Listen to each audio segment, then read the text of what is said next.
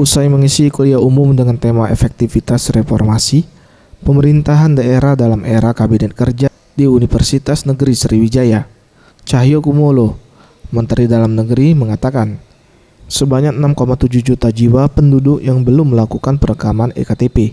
Ada 2,2 juta jiwa pemilih pemula yang harus mengikuti pemilihan umum secara serentak di Pilkada 2018.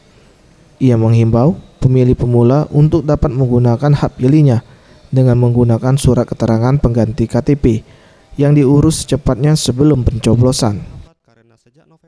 Ada pemilih pemula yang pada hari H pencoblosan pilkada ini antara 2,2 juta. Ini kan sekarang itu belum merekam, belum dewasa dan belum masuk DPP. Tapi datanya sudah ada. Data yang sekarang usia menjelang 17 di hari hanya nanti di bulan Juni.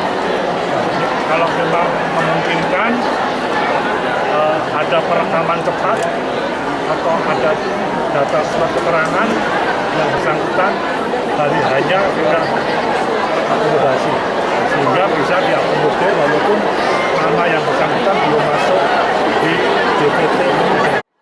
Pemilih pemula merupakan penduduk wajib pilih yang baru berusia 17 tahun, terhitung ditetapkannya daftar pemilih pemilu sampai dengan hari pelaksanaan pemungutan suara.